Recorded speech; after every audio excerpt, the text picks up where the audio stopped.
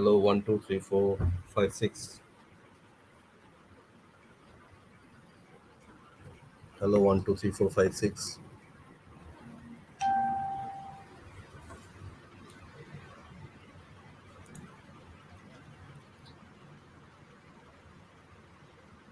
Hello, 1 2 3 4 5.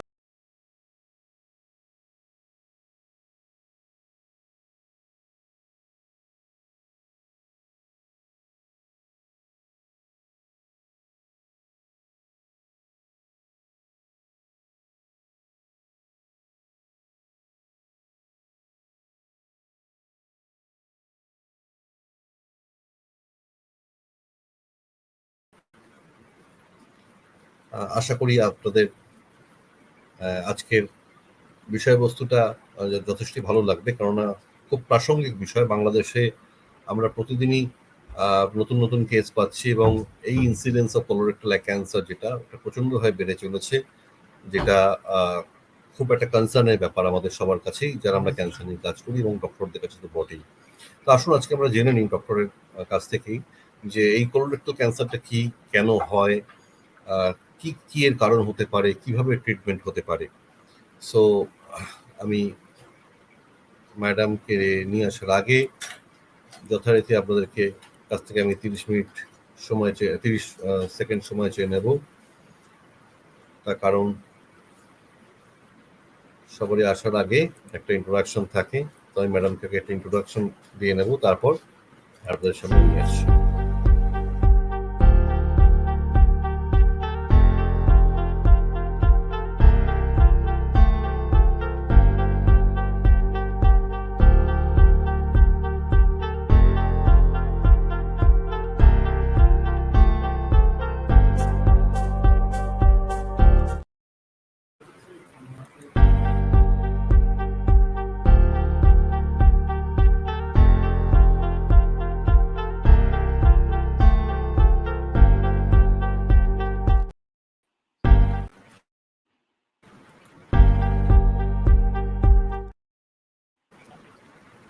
Madam, good evening. Welcome to our on our screen on India of Indian cancer treatment, as well as Bangladesh community of Indian treatment. People are watching already. They have started watching our live. So it is very relevant topics today, which we are going to discuss, and we are going to have insight from you. The colorectal cancer, because the incidences of this colorectal cancer is rapidly growing in the countries like Bangladesh and India, and you must be facing this problem day in day out. And few questions very initially before starting. I mean, your the presentation on your presentation. I would like to mention few questions which we regularly receive from Bangladesh patients, that why this colorectal cancer became so common nowadays. What is the reason? Is it a pollution? Is it a food habits? What else? They are very much eager to know the details of why. And another, the biggest problem of the patients psychologically, whenever there is a need of rectum operations, they are not very much eager to accept that external bag uh, for their feces. So that's why it is needed, and how it can be saved, how we can avoid the usage of those external bags. That is very much important to know for Bangladeshi patients, because normally what problem we face, people they spend 3 to 4 months in Bangladesh visiting this doctor, that doctor, because the number of oncologists is very few in Bangladesh, proper oncologists. So they get misguided, and when they come to a oncologist, they go through the protocol of initial scanning. After that, when you decide to come to India, it takes almost 1 month to get the passport, then another 20 to 25 days to get the medical visa nowadays. So almost 2 months, and before that, there are 3 4 months almost.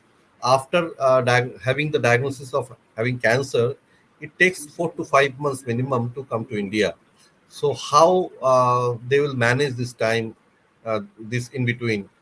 If you can also have some guideline on that, it will be really beneficial for our group and the audience. Ma'am, I am now handing you the session. It is your session. I am putting you on. Please take it forward. Right. Can I have the slides, please? Yeah.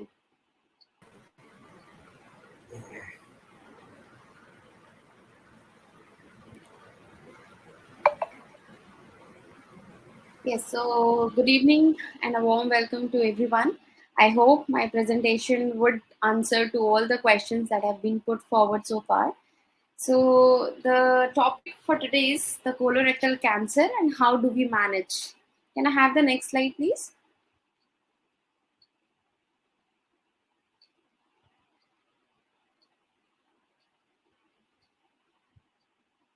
Can we move to the next slide? Yeah, okay, thank you. So before we move ahead to the cancer in this area, I just want to brief about what is basically the colon and the rectum. So as we all know, we have small intestines and we have large intestine, जिसे छोटी आंत और बड़ी आंत कहते हैं हिंदी में. तो बेसिकली जो आज का टॉपिक है वो बड़ी आंतों का कैंसर है. सो बेसिकली जो आपका लार्ज इंटेस्टाइन होता है वो आप उसके 4 कंपोनेंट हम मोटा मोटा देख सकते हैं, like caecum, appendix, colon, rectum and anal canal. So जहाँ स्मॉल इंटेस्टाइन एंड होती है वहां से लार्ज इंटेस्टाइन स्टार्ट होता है. बट जैसे कि small intestine has a very big length and they are very narrow in diameter, the large intestine, that is your colon and the rectum, they are broader in size. So can we move to the next slide?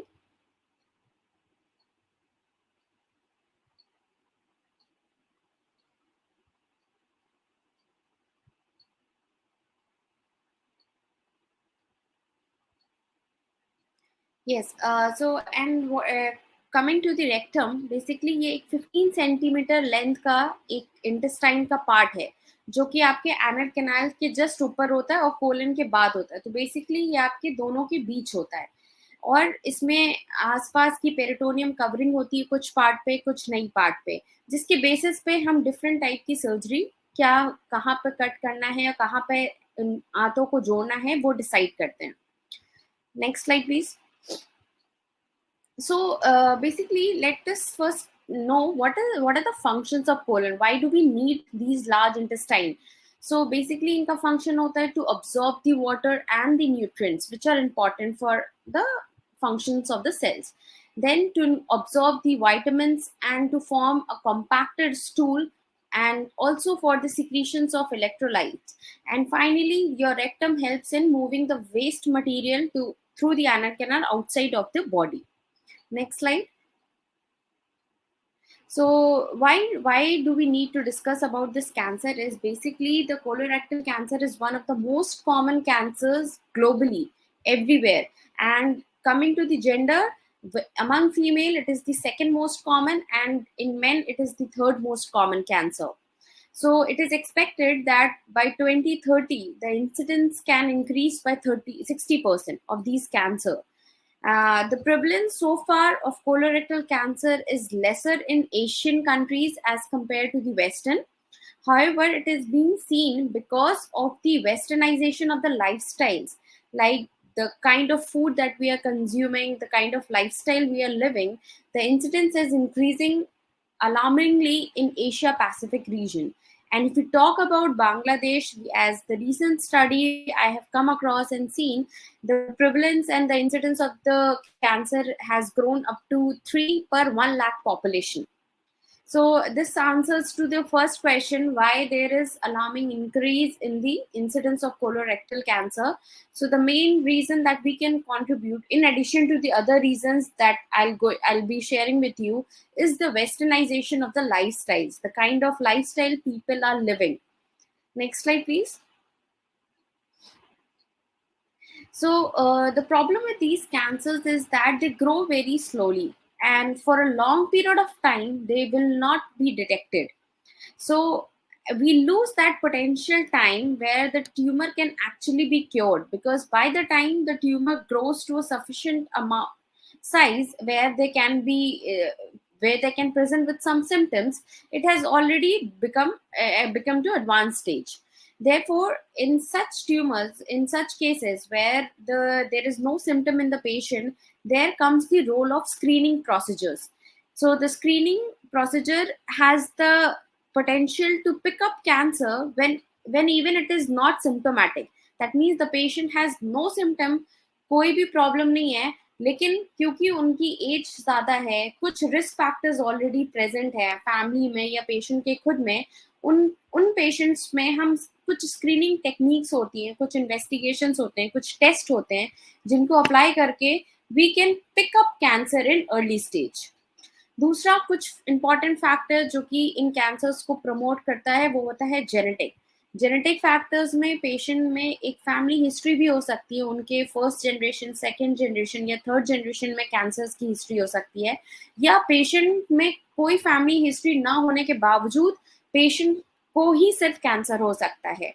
तो ये जो एक common myth होता है कि नहीं, एक हमारे फैमिली में किसी को नहीं था तो हमें अचानक से कैसे होता है, तो ये ऐसा नहीं होता है. इसमें एक दो कैटेगरीज होती है. एक फैमिलियल, जिसमें कि फैमिली हिस्ट्री की वजह से पेशेंट में टेंडेंसी होती है कि उनमें कैंसर डेवलप हो जाए, और दूसरा एक क्राइटेरिया होता है स्पोराडिक. दूसरा रिस्क फैक्टर्स जो उन कैंसर्स को प्रमोट करता है वो है एज. यूजुअली ये कैंसर्स जो हैं अबव 40 इयर्स ही पाए जाते हैं, बट अभी आजकल की रिसेंट स्टडीज में देखा गया है कि इवन यंगर जनरेशन जो लेस देन 40 इयर्स है, they are also getting equally affected with the cancers. The reason could be या तो उनका जेनेटिक मेकअप है, या ऐसा फैमिलियल हिस्ट्री है कोई जेनेटिक म्यूटेशन की वजह से, या उनकी लाइफस्टाइल की वजह से. Next slide please. सो एक जो कॉमन क्वेश्चंस पेशेंट आते हैं और पूछते हैं कि हमें किन किन चीज़ों से कैंसर होने के चांसेस बढ़ सकते हैं या कम हो जाते हैं, तो इस पे रिसर्च बहुत सारे किए गए हैं. मैं आपके सामने एक रीसेंट एविडेंस प्रूफ कर रही हूँ, प्रेजेंट कर रही हूँ, जिसमें ये देखा गया है कि कुछ ऐसे फैक्टर्स हैं जो इन कैंसर्स को प्रमोट करते हैं, कुछ ऐसे फैक्टर्स हैं जो इन कैंसर्स को प्रिवेंट भी कर सकते हैं या उनके चांसेस को कम कर सकते हैं. उसमें से जो पहले फैक्टर्स जो कि इनके कैंसर्स को प्रमोट करते हैं वो होता है हाई कैलोरी डाइट. तो ऐसी डाइट जिसमें कैलोरी इंटेक ज़्यादा है वो इन कैंसर्स को प्रमोट करता है. रेड मीट का कंजम्पशन ज़्यादा अमाउंट में या ओवर कुक करके, that also has very high potential to increase the incidence of cancer. Then intake of high saturated fats, excess alcohol या cigarette smoking करना, sedentary lifestyle करना, बैठे रहना, कोई एक्टिविटी ना करना, मोटापा, obesity, and one of the comorbidities that is diabetes. ये सारे factors इन cancers को बढ़ाने में help करते हैं.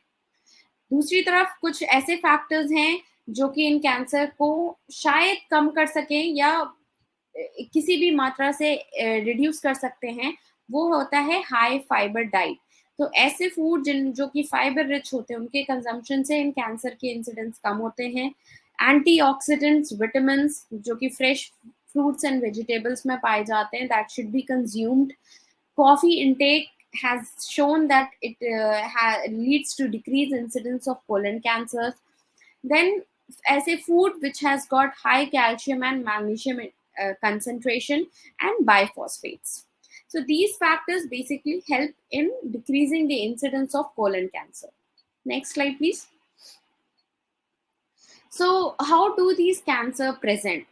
So the sad thing is that कि जब तक ये cancers early stage में होते हैं इनमें कोई symptoms नहीं होता है. So ऐसे कंडीशन में जहाँ पेशेंट को कोई सिम्टम नहीं है बट फिर भी अंदर बॉडी के कैंसर है, क्योंकि वो बहुत छोटा सा कैंसर इसलिए कोई सिम्टम्स नहीं प्रोड्यूस कर रहा है, तो ऐसे में रोल होता है स्क्रीनिंग का, जिसके बारे में हम आगे की स्लाइड्स में देखते हैं. बट अगर सिम्टम होता है तो वो क्या कॉमन सिम्टम्स आते हैं वो मैं आपसे डिस्कस करती हूँ. तो उनमें से जो सबसे कॉमन सिम्टम होता है वो होता है चेंज इन बॉवल हैबिट्स. इसका मतलब है कि पेशेंट में या तो कभी डायरिया होने लगता है, कभी कॉन्स्टिपेशन होता है. तो एक जो नॉर्मल बॉवल फंक्शन होता है, नॉर्मल जो स्टूल पास की कंसिस्टेंसी होती है, उससे हट के पेशेंट में ये वेरिएशन होता है. कभी कदार पेशेंट को कुछ दिन कॉन्स्टिपेटेड रहेगा, कभी एकदम से डायरिया होने लगेगा. ये 3/4 पेशेंट्स में हो सकता है. दूसरा सिम्टम हो सकता है कि स्टूल के रास्ते से खून आना. तो या तो स्टूल में या तो फ्रेश ब्लड आ सकता है कि पेशेंट को एकदम लाल रंग का खून दिखता है या क्लॉट्स दिखते हैं, या जो स्टूल का कलर होता है वो ब्लैक होता है. उसका मतलब भी उसमें अंदर से ट्यूमर से ब्लीडिंग के एक रीजन हो सकता है। ऐसे बहुत सारे रीजन होते हैं, बट यहाँ हम कैंसर संबंधित रीजंस को डिस्कस कर रहे हैं। इन ब्लीडिंग होने की वजह से पेशेंट्स में अनीमिया के सिम्टम्स होंगे, पेशेंट को कमजोरी फील होगी, आंखों के नीचे पैलर डेवलप होगा और हमेशा बॉडी में सुस्ती पड़ी रहेगी। ये सारे सिम्टम्स अनीमिया को कहीं ना कहीं इंडिकेट करते हैं। और आखिरी में पेशेंट को पेन हो सकता है। तो लेकिन अगर पेन नहीं भी है, इसका मतलब ये नहीं कि उनका कैंसर नहीं है। कैसे हम पता कर सकते हैं ऐसे केसेस में जहां पर पेशेंट को कोई भी सिम्टम्स नहीं है? Next slide please. जो क्लिनिकल फीचर्स होते हैं, कैन यू प्लीज ब्रॉडन या थैंक यू। क्लिनिकल फीचर्स जो पेशेंट को सिम्टम्स आते हैं वो ट्यूमर की लोकेशन पे भी डिपेंड करते हैं। जैसे कि हमने पहले स्लाइड्स में देखा कि हमारी जो लार्ज इंटेस्टाइन है वो कुछ भागों में डिवाइडेड होती है। एक राइट साइड कोलन होता है, एक लेफ्ट साइड कोलन होता है, फिर रेक्टम होता है। तो हम 3 मेजर कैटेगरी में ये स्टडी करते हैं। तो जो इनका जो बनावट है ये बहुत डिफरेंट होता है, जिसके वजह से पेशेंट को सिम्टम अलग अलग आ सकते हैं। तो राइट साइड के कैंसर में यूजली सिम्टम जो होता है वो अनीमिया के फॉर्म में होता है, पेशेंट को ब्लीडिंग के चांसेस होते हैं, तो ब्लैक स्टूल पास होते हैं। वही लेफ्ट साइड के कैंसर होगा तो उसमें पेशेंट को, जैसे कि हमने सिम्टम अभी डिस्कस किया, चेंज इन बॉवल हैबिट्स, जहां पे पेशेंट्स को डायरिया, कॉन्स्टिपेशन ऑल्टरनेटिंग होते रहते हैं। अगर रेक्टम में कैंसर है या उससे नीचे है तो पेशेंट्स में ब्लीडिंग के चांसेस होते हैं, तो स्टूल में के साथ साथ ब्लड पास होता है। और अगर रेक्टम में कैंसर है तो पेशेंट को एक हमेशा पेनफुल डिजायर रहती है कि वो स्टूल पास करें, बट जब वो स्टूल के लिए बैठते हैं तो उनमें स्टूल ना होके एक स्टिकी सिक्रीशंस, जिसे हम म्यूकस कहते हैं, वो पास होते हैं। ये सिम्टम नोट करना बहुत इंपॉर्टेंट है, बिकॉज कुछ पेशेंट्स को ये लगता है कि ये नॉर्मल है, कभी कदार हो जाता है, बट ये एक बहुत ही इंपॉर्टेंट इंडिकेशन है कि ये इनको शायद अंदर कोई रेक्टल में कैंसर है। Next slide. तो हम इन how do we diagnose these cancers, तो जैसे हमने डिस्कस किया कि जिन पेशेंट्स में सिम्टम्स नहीं है उनमें हम स्क्रीनिंग करते हैं, और जिनमें है तो वो ऑलरेडी एक सर्जन के पास आते हैं। तो सबसे पहला जो टेस्ट हम इन पेशेंट्स में करते हैं वो होती है colonoscopy. Colonoscopy is nothing but एक अंडर सिडेशन एक एंडोस्कोपिक ट्यूब होती है जो कि पेशेंट के एनल कैनाल के थ्रू पास किया जाता है। बेसिकली आप इसको एक समझ सकते हैं, एक ट्यूब है जिसके एंड पे एक कैमरा है, वो उस कैमरे के थ्रू हम पूरे कोलन को अंदर से विजुलाइज करते हैं, ये देखने के लिए कि कोई कैंसर या कोई पॉलिप तो नहीं है उसमें। अगर हमें कोई ट्यूमर, कोई अजीब सी ग्रोथ अंदर नजर आती है जिसमें हमें लगता है कि ये कैंसर के चांसेस हैं, तो उसमें से हम एक टुकड़ा निकालते हैं जिसे हम कहते हैं biopsy, and then we send it for histopathological examination, ताकि हम कंफर्म कर सके अपनी डायग्नोसिस को। तो हम कोई भी ट्रीटमेंट विदाउट डायग्नोसिस नहीं कर सकते। तो अगर पेशेंट्स की अक्सर ये क्वेरी होती है क्या ये प्रोसीजर इंपॉर्टेंट है, तो हाँ जरूरी है। एक मकसद ये है कि हम एक कैंसर को पहले प्रूव करें उसको ट्रीट करने से पहले। दूसरा ये भी है कि कई बार ये इन कोलन कैंसर्स में ये एक फीचर होता है जिसमें वो एक जगह नहीं पाए जाते हैं। सपोज आपका कैंसर लेफ्ट साइड के कोलन में है, बट इसका मतलब ये नहीं कि आपके पूरे कोलन में सिर्फ यही कैंसर हो सकता है। तो इनमें मल्टीपल जगह होने के चांसेस बहुत होते हैं, इसलिए कोलोनोस्कोपी सर्जरी से पहले मस्ट होती है, ताकि हम ये कंफर्म कर सकें कि जो ट्यूमर है वो सिर्फ उसी जगह है, ना कि दूसरे साइड के कोलन में। तो पूरी लार्ज इंटेस्टाइन को एग्जामिन करना इज वेरी इंपॉर्टेंट। तो अगर किसी वजह से कोलोनोस्कोपी आपकी सर्जरी से पहले नहीं हुई है, या मान लीजिए स्कोप डाला गया वो पूरी तरीके से पास नहीं हुआ है, तो हम उसको सर्जरी के बाद जरूर करते हैं, आफ्टर 6 मंथ्स और 12 मंथ्स। दूसरा है कि कुछ ये तो होता है कि ट्यूब हमें इंसर्ट करना होता है। कुछ एक एडवांस्ड केसेस में हमारे पास एक कंप्यूटर के माध्यम से कोलोनोग्राफी की जाती है, जिसमें हम कोई ट्यूब इंसर्ट नहीं करते, एक कंप्यूटर के थ्रू इमेजेस हम कोलन की लेते हैं, और अगर हमें वहां पर कोई ग्रोथ नजर आती है तब हम जाके कोलोनोस्कोपी ट्यूब अंदर डालते हैं। Next please, next slide. इसके जस्ट एक पहले वाली स्लाइड में से हुई है। Yes. So, apart from this colonoscopy क्या और टेस्ट हमें करने चाहिए, तो एक होता है ट्यूमर मार्कर्स, जिसमें कि कुछ ऐसे ब्लड में मार्कर्स पाए जाते हैं जो कि इनडायरेक्टली इंडिकेट कर सकते हैं कि कैंसर है या नहीं है, लेकिन इनका लेवल डायरेक्टली इंडिकेट नहीं कर सकता कि ये कैंसर है या नहीं है। इनका तो उसमें जो ट्यूमर मार्कर होता है सीईए, इसका बेसिक इम्पोर्टेंस कोलन कैंसर में सर्जरी से पहले ना होके बाद होता है। बेसिकली हमें एक सर्जरी से पहले कराना होता है, उसके बाद जब हम पेशेंट को फॉलो अप में बुलाते हैं ट्रीटमेंट के बाद, तो हमें इसके लेवल को कोरिलेट करना होता है। अगर सर्जरी के पहले नॉर्मल है और सर्जरी के बाद और कीमोथेरेपी या ट्रीटमेंट जो भी लिया कंप्लीट होने के बाद बढ़ता है, तो इसका मतलब है कि कहीं ना कहीं अभी भी डिजीज बॉडी में रह गई है और हमें उसको एड्रेस करना पड़ेगा। So, ये tumor marker is very important as one of the investigation that needs to be done once the patient comes for the treatment for colon cancer. Other than that, every surgeon and every medical oncologist will elicit the history of family of these cancers. So basically, हम maximum 3 generations तक possibly trace करते हैं cancer को कि इनकी first generation, not only on the maternal side, and we also go for the history eliciting on the paternal side. तो father और mother दोनों के side की generations में, first, second and third generations में हम cancer की history elicit करना बहुत important होता है, क्योंकि उसमें एक दो तरीके के syndromes होते हैं जिसे कहते हैं familial adenomatous polyposis and Lynch syndrome. ये दो ऐसे सिंड्रोम हैं जिनमें फैमिली हिस्ट्री से रिलेटेड कैंसर होने की प्रोबेबिलिटी पेशेंट में ज़्यादा हो जाती है, और ये कैंसर्स अनलाइक जो कि 40 इयर्स के अबव पाए जाते हैं, अगर ये सिंड्रोम पॉजिटिव होता है तो इनमें लेस देन 40 इयर्स ही कैंसर डेवलप होने के चांसेस बढ़ जाते हैं। इसीलिए instead of screening them after 40 years, हम इन पेशेंट्स में स्क्रीनिंग 10 to 15 इयर्स पे ही स्टार्ट कर देते हैं, क्योंकि इनमें काफ़ी यंग एज में ही कैंसर डेवलप होने के चांसेस बढ़ जाते हैं। But the good thing is कि इनका overall incidence less than 5% cases में ही होता है। Next slide. So screening because cost issues and बहुत सारे फैक्टर्स होते हैं, तो ये इतना प्रेवलेंट नहीं है लो इनकम सोशियो और लो इनकम कंट्रीज में।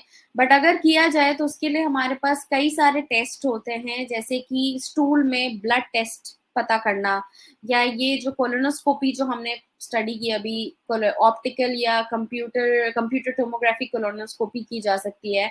एंड दूसरा हो सकता है कि एक बेरियम एनेमा टेस्ट किए जाते हैं। So there are few tests which can be advocated during screening procedures in order to pick up these cancers when they are not symptomatic.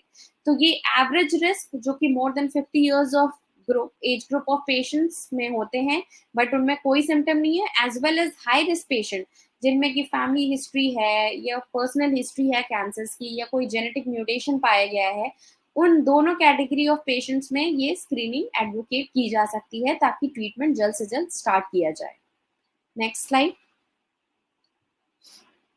तो एक बार जब कैंसर कंफर्म हो जाता है तो उसमें हमें कई सारे जेनेटिक टेस्ट करने पड़ते हैं। ये इन टेस्ट का सिग्निफिकेंस सर्जरी से रिलेटेड नहीं है, लेकिन सर्जरी के बाद जो हमें कीमोथेरेपी देनी पड़ती है और या टारगेटेड ट्रीटमेंट देने पड़ते हैं, उसके लिए ये बहुत इंपॉर्टेंट है, क्योंकि पेशेंट कई बार कीमोथेरेपी देने पे भी रिस्पॉन्ड नहीं करता। तो उसकी वजह ये होती है कि उनमें कुछ अलग टाइप के जेनेटिक म्यूटेशन होते हैं, या उनमें माइक्रोसैटेलाइट इंस्टेबिलिटी करके एक कंडीशन होती है। तो उसके लिए हम कुछ एंजाइम्स, कुछ जीन्स की एनालिसिस करते हैं, टेस्टिंग करते हैं। आपके कंसर्न डॉक्टर एक स्पेसिफिक लैब में वो आपके ट्यूमर टिश्यू या ब्लड सैंपल को भेज के इन ट्यूमर की एनालिसिस करते हैं। ये इसलिए इम्पॉर्टेंट है क्योंकि अगर इनमें म्यूटेटेड है तो वो पर्टिकुलर एडिशनल एजेंट जो कि जिसे हम कहते हैं टारगेटेड एजेंट, जो इन जीन्स को टारगेट करती है, तो इन कीमोथेरेपी के साथ अगर दी जाए इन पर्टिकुलर कंडीशंस, तो वो आपके रिस्पॉन्स को और भी ज़्यादा बढ़ा सकती है, and which is very important. तो लेकिन अगर इन जीन्स में म्यूटेशंस हैं तो आपको अगर ये ड्रग्स दी भी जाएं तो भी उनमें रिस्पॉन्स नहीं आता है। तो इन टेस्ट का होना बहुत इंपॉर्टेंट है इससे पहले कि वो पर्टिकुलर ट्रीटमेंट या पर्टिकुलर ड्रग आप में स्टार्ट की जाए। Next slide. एक बार जब कैंसर डिटेक्ट हो जाता है एंड तो हम पेशेंट्स की एक स्टेजिंग करते हैं TNM। जिसमें कि ये बेसिकली एक ऑन्कोलॉजिस्ट का रोल होता है, जिसमें कि वो ट्यूमर की आपकी जो स्टेज है उसको डिफाइन करती है कि वो स्टेज 1 में है, 2 में है, 3 में है या 4 में है। इसको डिटेल में डिस्कस करना is difficult for me to explain, but I can just say कि अगर कैंसर बॉडी में फैल जाता है तो यूजुअली वो स्टेज 4 माना जाता है। Next slide. तो कोई भी सर्जरी या इवन कोलोनोस्कोपी करने से पहले हमें पेशेंट को एडवाइस करते हैं कि हम एक बॉवल को प्रिपेयर करते हैं, एक तरीके से खाली करना जिसे कहते हैं, कि आपकी जो आंतें हैं वो अंदर से साफ कर दी जाएं। आजकल में इसका रोल इतना इम्पोर्टेंट नहीं है जहां बात कोलन कैंसर की आती हो और अगर आपकी ओपन सर्जरी हो रही है। लैप्रोस्कोपी में फिर भी होता है। तो ये सेंटर टू सेंटर डिफर करेगा, but most of the surgeons या मोस्ट ऑफ द हॉस्पिटल्स ये प्रेफर करती हैं कि जिस दिन सर्जरी होनी है उसके 1-2 दिन पहले पेशेंट को सॉफ्ट डाइट या लिक्विड डाइट पे रखा जाए, और एक रात पहले पेशेंट को इनमा या पेगलेट का सोल्यूशन एक दिया जाता है जो कि 2 लीटर पानी में लेके पी लेना होता है। इससे पेशेंट की जो मोशन पास होने की टेंडेंसी बढ़ जाती है, तो सर्जरी में थोड़ी सी मदद हो जाती है बॉबल की हैंडलिंग में। Next slide. तो एक बार सर्जरी ये डिसाइड हो गया कि आपको सर्जरी करनी है, तो every surgeon will tell you that there are 3 approaches to this cancer. एक होता है ओपन, जिसमें पेट पे हम चीरा लगा के सर्जरी करते हैं, एक इंसिशन लगा के। दूसरा है मिनिमल इन्वेजिव टेक्निक्स, जहां पर पेशेंट को लैप्रोस्कोपिक या रोबोटिक का फैसिलिटीज दी जाती है। तो ओपन में तो आप सबको पता है कि पेशेंट में लंबा इंसेशन दिया जाएगा, पेन होता है और थोड़ा-सा एक नॉर्मल लाइफ में आने में टाइम लगता है। हाउएवर आजकल की मेडिकेशन से ये सब कंट्रोल हो जाता है, बट स्टिल मॉर्बिडिटी रहती है। तो इसके लिए दूसरे जो टेक्निक्स आए हैं लैप्रोस्कोपिक एंड रोबोटिक, इसमें ये क्या होता है कि इंस्टेंट कि हम एक बड़ा इंसेशन दें, आप पहले पिक्चर में दे सकते हैं 3 व्हाइट डॉट्स। तो इस तरह से हम एक पोर्ट्स डिसाइड करते हैं, एक 1 सेंटीमीटर 5 मिलीमीटर के पोर्ट्स बनाते हैं। और सेकंड पिक्चर में आप देखेंगे तो ये कैसी इंस्ट्रूमेंट्स होते हैं, जिनको एक थिन ट्यूब्स इंस्ट्रूमेंट्स होते हैं जिन्हें हम पास करके सर्जरी परफॉर्म करते हैं। उसी तरह रोबोटिक होती है। तो डेफिनेटली इसमें पेशेंट में जो ड्यूरेशन ऑफ हॉस्पिटल स्टे होता है वो काफी कम हो जाता है as compare to open surgery. दूसरा, पेशेंट को पेन डेफिनेटली कम हो जाता है। एक returning back to normal life जो ड्यूरेशन होता है वो काफी कम हो जाता है। So there are many advantages, not only from patient perspective, but also from the surgeon side also.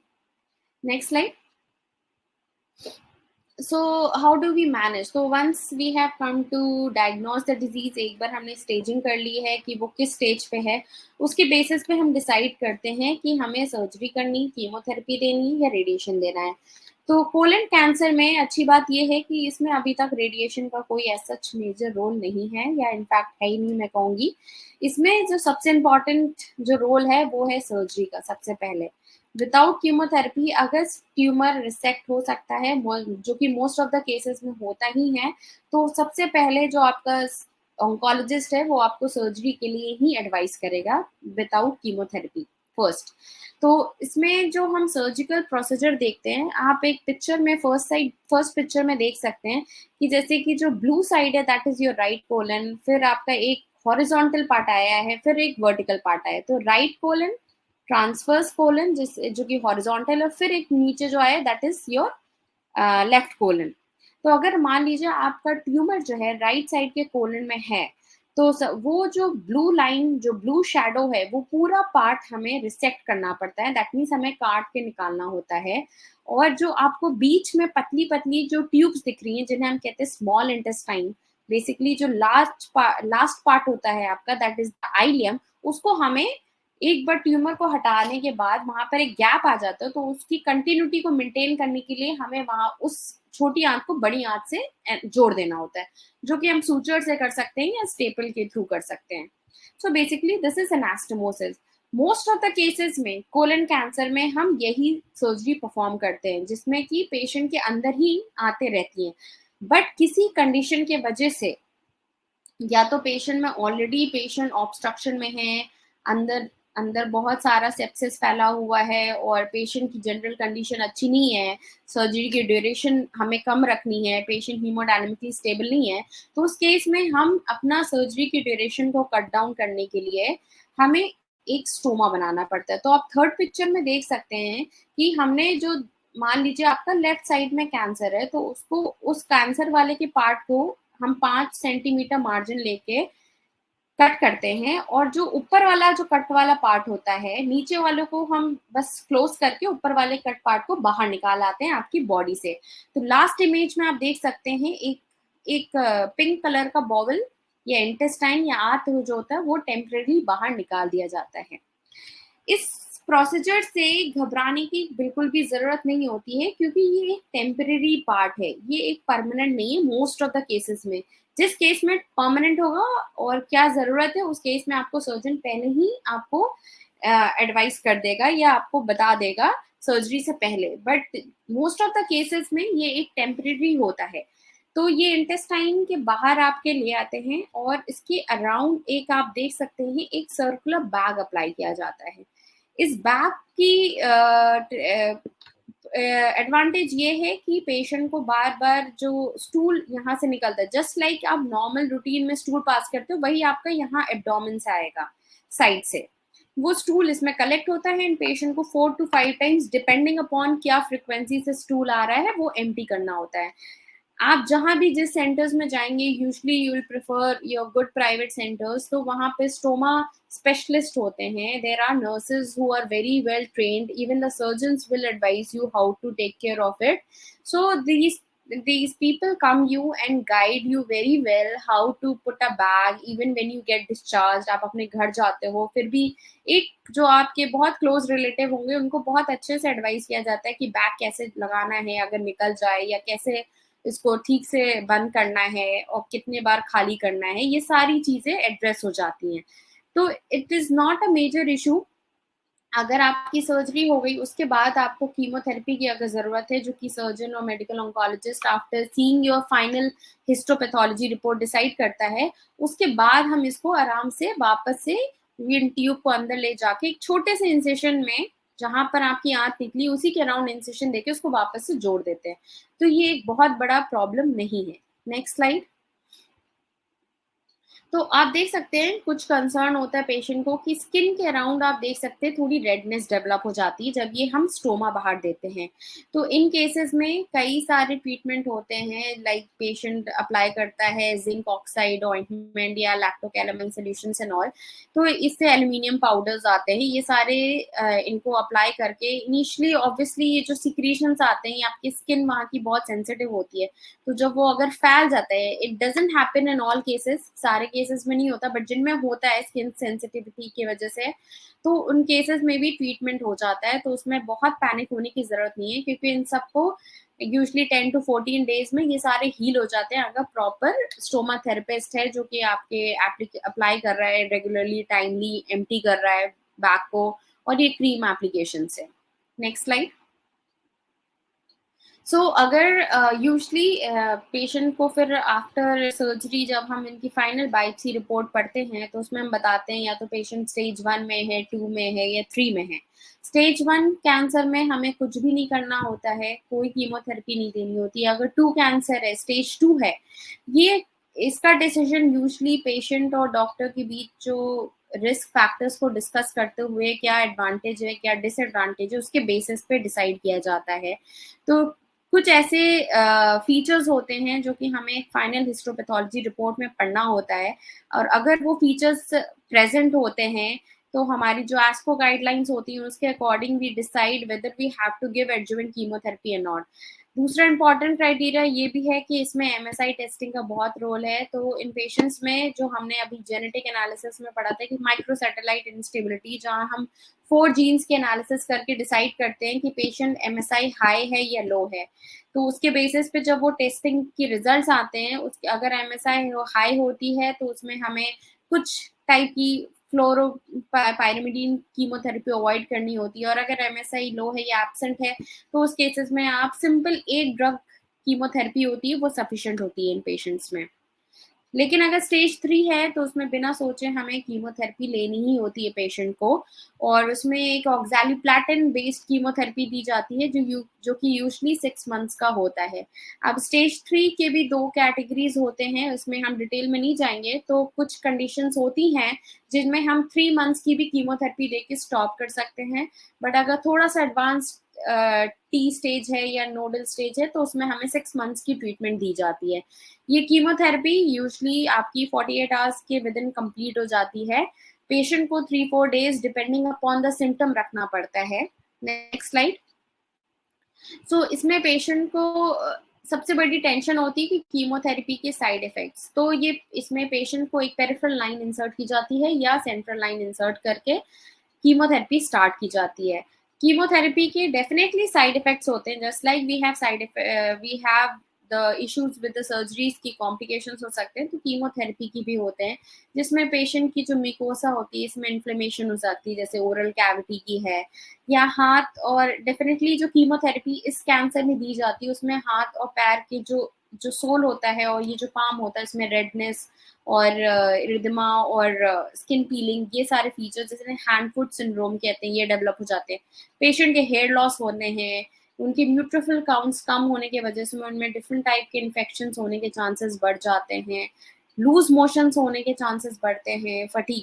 But it doesn't mean कि ये सिम्टम आने ही आने हैं। डेफिनेटली कुछ ड्रग्स जो दी जाती हैं इसमें, उसमें डेफिनेटली उनके साइड इफेक्ट्स होते हैं, बट आजकल की we have lot of medication जो इन सिम्टम्स को इजीली कंट्रोल कर लेते हैं। It may take some time but definitely it gets controlled बहुत ही, because the chances of mortality with the side effects of these chemotherapy is less than 1%. And the good thing is that कि these side effects remain as long, usually as long as the chemotherapy is going.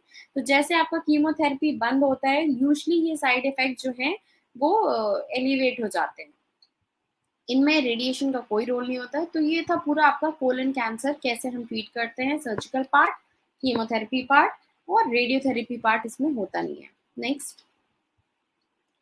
उसी तरह आपका एक हमने third part बताया था rectum, जो कि large right side colon, left side colon के बाद आता है रेक्टम। तो रेक्टम में इज बेसिकली इसका जो स्ट्रक्चर है और इसकी जो एनाटमी हो और एम्ब्रॉयनल डेवलपमेंट होता है वो आपके कोलन से थोड़ा डिफरेंट होता है, जिसके वजह से इसका जो ट्रीटमेंट होता है, इवन दो हम इसे एक लार्ज इंटेस्टाइन में, इसको भी लार्ज इंटेस्टाइन का पार्ट कहते हैं, बट इसका जो ट्रीटमेंट है वो उसके ट्रीटमेंट से डिफर करता है, इन द सेंस कि सबसे पहले instead of going for CT scan, जैसे कि कोलन कैंसर के पेशेंट्स में आपको सब में सीटी स्कैन एडवाइस करी जाती है, आपके चेस्ट की, एब्डोमेन की, पेल्विस की।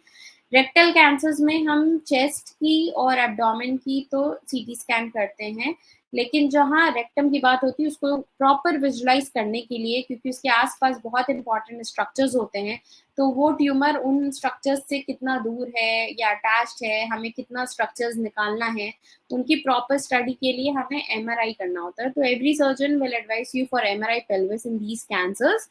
तो एमआरआई एक बार कंप्लीट होने के बाद जब हमें आइडिया लग जाता है कि ट्यूमर किस स्टेज पे है, तो एमआरआई के अकॉर्डिंगली हम स्टेजिंग करते हैं। That is purely surgical part, I will not go into the depth. So उसके बेसिस पे भी डिसाइड कि पेशेंट की हमें सर्जरी पहले करनी है या पहले हमें कीमोथेरेपी रेडियोथेरेपी देने के बाद करनी है या केवल रेडियोथेरेपी देने के बाद करना है।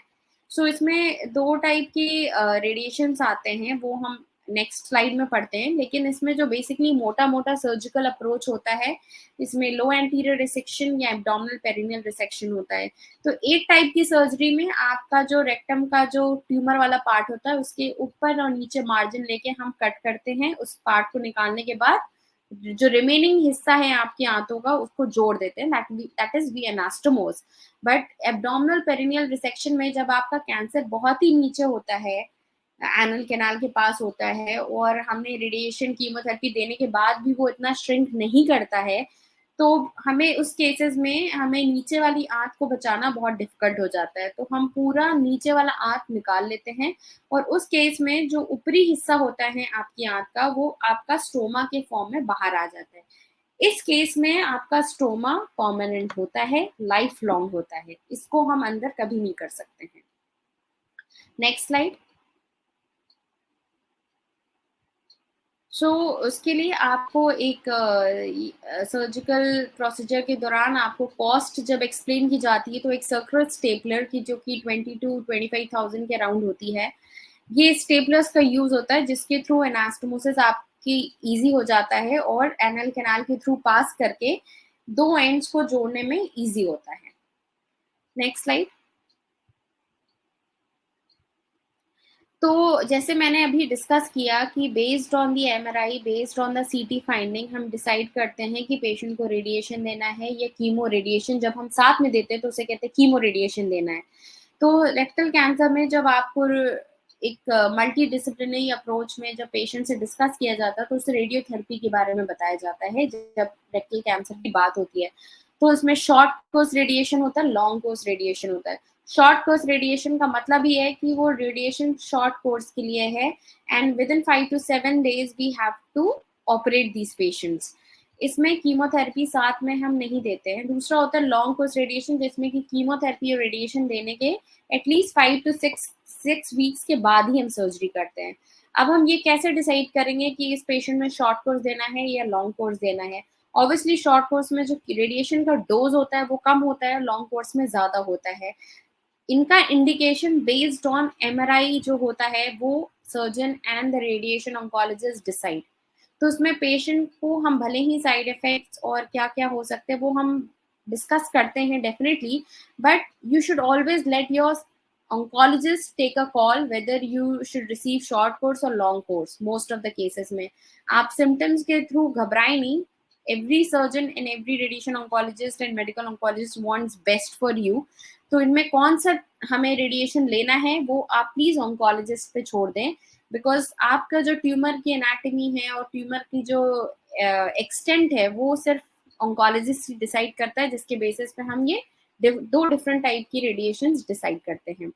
रेडिएशन के साइड इफेक्ट्स क्योंकि होते ही हैं, वो शॉर्ट कोर्स में भी हो सकते हैं या पेशेंट को even after years of treatment भी डेवलप होता है।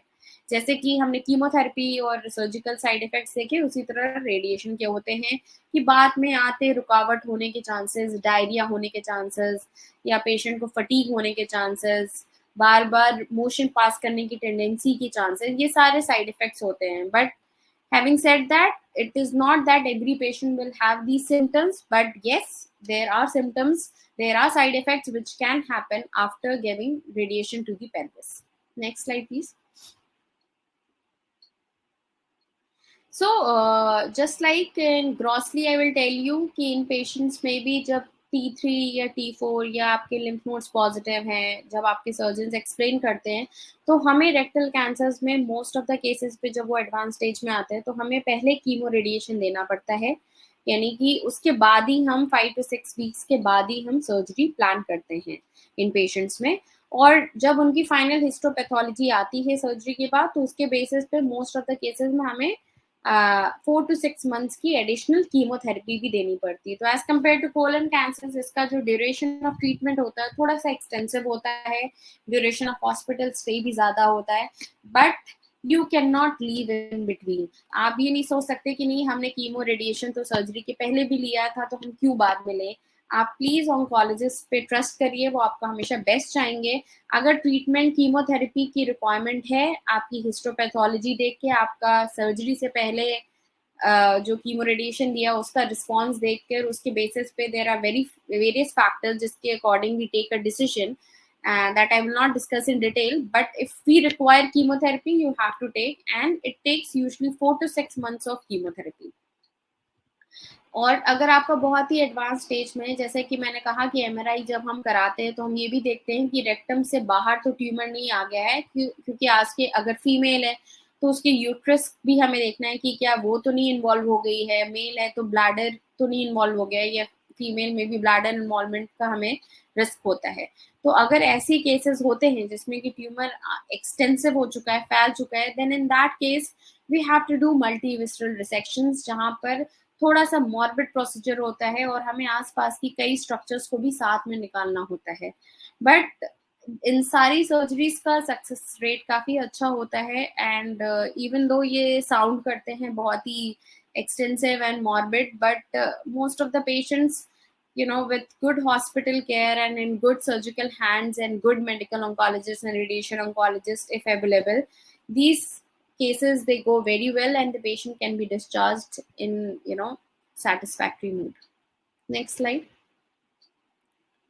सो रेक्टल कैंसर में एक बस छोटा सा मैं ये एक स्लाइड आपको बताना चाहूँगी कि बहुत ही अर्ली स्टेज अगर है सुपरफिशियल कैंसर जैसे हम कहते हैं, तो उस केस में एक लोकल एक्सीशन का भी रोल आए, जिसमें कि इंस्टेड ऑफ डूइंग इतना extensive surgery where we do basically resect the intestine and then we anastomose और we take out the stoma, we simply do a local excision of the tumour. But in category में fall करना है where the tumor can be locally excised instead of doing such extensive surgeries. There has to be some criteria that needs to be fulfilled before we take such call. So there are certain features which I have mentioned. So these features your surgeon will see, and if your tumor falls in that category, definitely simple local excision can be performed. But like I said, these tumors, they by the time they become very symptomatic and the patient comes to the hospital, they have actually grown to a little higher stage, and they don't they are, if we do screening, however, we can pick up these early lesions, but like I said, the cost and the low income countries, they usually cannot afford it.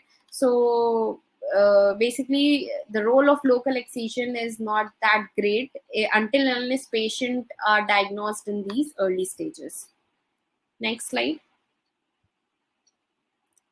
So like in very early cancers, आप not only आपका जो surgical extent है या morbidity है वो तो आप come down कर ही सकते हो, साथ में साथ आपको जो कीमो रेडिएशन जो मैंने बताया जो 5 to 6 वीक्स के बाद फिर हमें सर्जरी करना होता है इस केसेस में, वो ट्रीटमेंट भी आप अवॉइड कर सकते हो and you can directly go ahead with surgery and nothing else, no chemotherapy, no chemo radiation.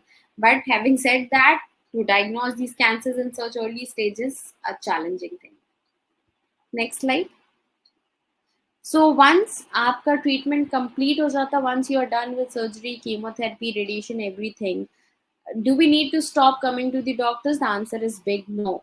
These cancers have a very high tendency to come back.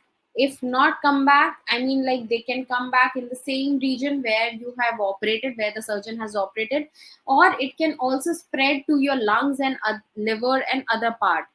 The good thing is that there are certain condition like cases where even if the tumor has spread to the liver or to the lung, we can still go ahead with surgery and chemotherapy to control it. So you should not lose hope कि हमारा cancer तो फैल चुका है. There is now we have advanced medical surgical science and we can literally fight with any of these situations. But yes, it has to be like in a moderate condition. If it is too extensive metastasis, definitely we have to go for palliative treatment in these cases. तो हम इन patients को जब advice करते हैं कि वो follow up में आए, तो आप देखोगे कि आपके जो सर्जन्स हैं या ऑन्कोलॉजिस्ट हैं, they will advise you to get one tumour marker which I discussed in the beginning of the slides, CEA. That needs to be done initial 2-3 years every 3 months, and then after next 2 years we have to do every 6 months. In addition to it, we have to get a CT scan once in a year. So this is very important. So these investigations might sound very cumbersome for you, but trust me, if you miss out these things, you may land up in a recurrence. That means your tumor will come back, and by the time you will reach your concerned doctor, the tumor might have grown very much and it might not be even operable or good for any treatment. So usually जब cancer first होता है और जब cancer दोबारा आता है, ये दोनों काफ़ी डिफरेंट होते हैं. जब रिकरेंस होता है तो वो थोड़ा एक्सटेंसिव होता है, it's not that easy to handle. So we have to be very vigilant. We have to do a routine checkup. You have to meet your doctor as advised 3 monthly and 6 monthly. You have to visit them. He or she will examine you clinically. They will also see your tumor marker CEE level, and they will also go ask you to undergo CT scan. And if suppose you have symptom, then CT scan can be done early also. But usual cases where there are no symptoms, we usually go for a yearly CT scan. And suppose, like I said, if your colonoscopy was not completed before surgery, then we need to do it 6 months after your completion of treatment. और if it has been completed, एक बार आपने complete colonoscopy करा ली है, तो वो आप 12 months पे भी कर सकते हो ट्रीटमेंट के बाद. उसके बाद as per indicated we do colonoscopy. So this was in brief the entire treatment, and like how do we diagnose, and then how do we treat, and then how do we follow up these patients. So every aspect that I have discussed is equally important. So even after complete treatment, we should not, I know it's a very cumbersome, the entire treatment procedure is too lengthy, but we need to have patience, and we need to keep in touch with your concerned surgeon and the oncologist, and so that we can just prevent the recurrence, or if the recurrence happen, we can handle it in a good way. That's all from my side. I would love to take the questions if you have any. Ma'am, एक बेहतरीन presentation थी. We have to admit that we came to know about many things. In fact, I believe this video will remain 30 days on our 3-4 walls. It already has been shared 4-5 times by different persons. So it's a lots of learning today we got, because particularly what happened, what is the symptoms when the cancer cell affects left part of the colon, what is the major symptoms, what is the difference between the other symptoms when we got affected by the right colon, right part of the colon. So many new things, and obviously your highlights on colostomy bag, that's also helpful. And we got a clear idea about the colon cancer treatment as well as the rectum cancer treatment, not as a whole colorectal, but into different angle. But ma'am, one questions, when cancer is already came into our body, we cannot do anything apart from the earliest possible treatment. But if suppose one is having cancer in family history, what prevention he may take? Because as per the advancement in precision oncology, there is a new concept of circulating tumor cells. You all know that. So is that is possible that if patients take a preventive screening on based on CTC, so that they can identify the colon or rectum cancer in earlier stage, even before it actually comes with the symptoms. Is it possible? So basically, these are things that you are putting up, like circulating tumor cells, or in fact the screening modalities that we have, like optical colonoscopy, CT colonography. The basic intention of these modalities is to pick up cancer even when they're not symptomatic. So Right, right. we cannot regress the cancer. So once there is inherent property, suppose if any person that the cancer cells have started dividing, and they are in the polyp stage, or in a malignant stage, then you cannot regress it. But the condition where we can prevent the cancer to happen is like when there are polyps in the cancer, in the colon. So जब हम colonoscopy करते हैं, so it is not only just to find where is the tumor. So I told you there are two other purpose. First, other thing is to find where else is the cancer, and if not cancer, are there any polyps? So their polyps are basically outgrowth होती हैं colon के अंदर से, जो कि इनकी भी जब हम फाइनल हिस्टोपैथोलॉजी रीड करते हैं तो इनमें अलग अलग टाइप की स्टेजिंग होती है. कुछ ट्यूबुलर होते हैं, ट्यूबुलोविलस होते हैं, कुछ विलस होते हैं. तो इनकी अलग अलग हिस्टोलॉजी के बेसिस पे हम डिसाइड करते हैं कि इनमें कैंसर की प्रोबेबिलिटी कितनी होती है. ठीक है, तो कई केसेस में इन पॉलिप्स को अगर हम कोलोनोस्कोपी के दौरान ही रिसेक्ट कर दें, तो कोलोनोस्कोपी का एक और एडवांटेज है कि हम इन पॉलिप्स को रिसेक्ट कर सकते हैं, जिससे कैंसर होने के चांसेस 90% कम हो जाते हैं.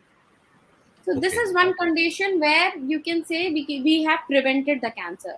But once the tumor has developed, I mean, it's not possible. There are studies, various studies, pros and cons we have gone through. Like, but there is nothing like, there are some study which is ongoing, like aspirin, role of NSAIDs. कि अगर इन polyps में या इनमें chances of जो malignancy invasive tendency होती है उनको हम रिग्रेस कर सकते हैं कि नहीं.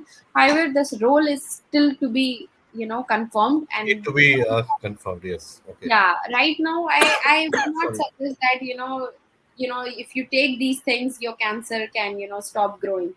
You have to get the treatment once it develops. But if you have the family history, if you know that you have certain risk factors, you have certain symptoms, you should, reach out to the doctor, so that at least, the first uh, diagnostic modality, that is colonoscopy, can be performed, or the CT scan can be performed to look for the tumor. Our intention should be that we should get diagnosed in early stage, so that the treatment morbidity and the cost and everything can come down. Right. This is very important fact. In fact, people many a time do not understand that, because the more advanced stage of cancer is, the more cumbersome treatment. At the same time, the operative cost or the overall treatment cost goes further high. So thanks a lot, from ma'am, for to highlight to put a light further. One last questions what we would like to have, that is, there are a few questions which might be following after the session. Uh, Okay. a patient with colon cancer, because you told that the first operation is very much important, right? But most of the cases we get, whatever the cancer patient we get from Bangladesh in India and different hospitals, in my experience, since last 8-10 years, almost 30% of the patients, they come fresh. They want to have operated first time in India only by the proper colorectal surgeon, yeah, GI onco surgeon. But in many cases, they got operated at Bangladesh. Then they do the biopsy. Before surgery, there is no cancer oriented protocol. Neither PET CT scan, neither anything has been done. Neither any blood marker test.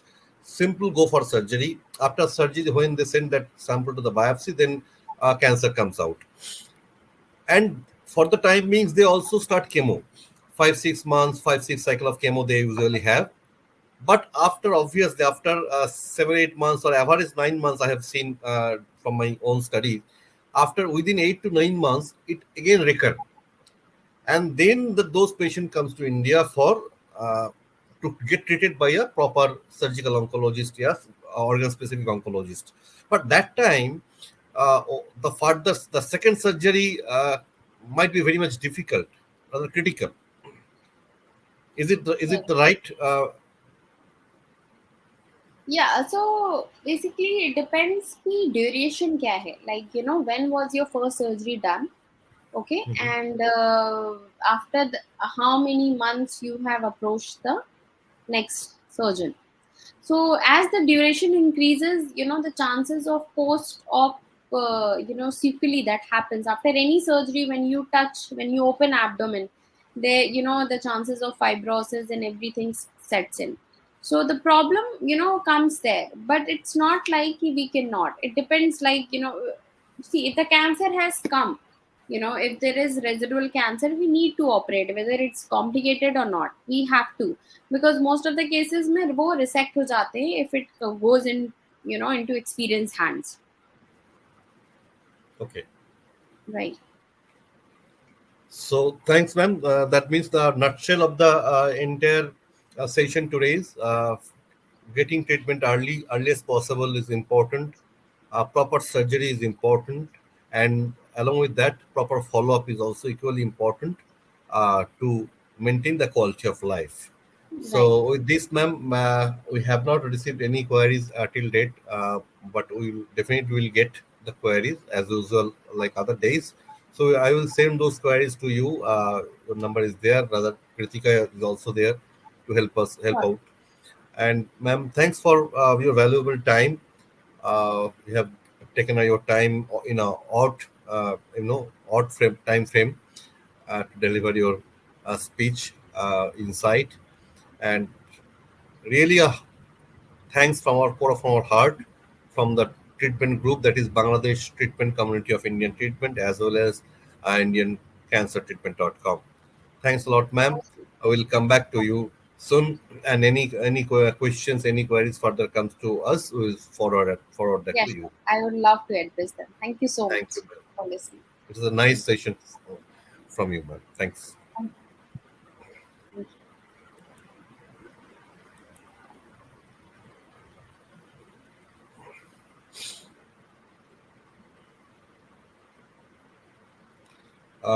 So আমরা আজকে দেখলাম, আমরা আজকে অনেক কিছু জানতে পারলাম। In fact আপনারা অনেকে দেখেছেন, অনেকে শুনেছেন বা শুনছেনও, যে ম্যাডাম যেটা বললেন, খুব খুব ইম্পর্টেন্ট কথা এটা, যেটা হচ্ছে surgery. Surgery is very important part, খুব ইম্পর্টেন্ট পার্ট হচ্ছে সার্জারি এই কোলন বা রেকটাম ক্যান্সারের ক্ষেত্রে। সুতরাং যত প্রপারভাবে এটাকে ফার্স্ট টাইম অপারেট করা যাবে বা যত আর্লি স্টেজে এটাকে অপারেট করা যাবে, তত কিন্তু পেশেন্টের ভালো থাকার সম্ভাবনা বা আমাদের নর্মাল যে দৈনন্দিন জীবন আমরা যেভাবে চালাই সেইভাবে দৈনন্দিন জীবন চালিয়ে যাওয়ার সম্ভাবনাটা বাড়বে। আমাদের একটু সতর্ক হওয়া দরকার। আজকে খুব সত্যি কথা বলতে কি, বাংলাদেশে যেভাবে মানে সার্জারি করা হয়, পেশেন্ট এলেই চলো ধরো কাটি, এই ব্যাপারটাই কিন্তু পেশেন্ট সচেতনতারও অভাব আছে আমি বলবো। কারণ আমাদের পেশেন্টদেরও সচেতন হতে হবে।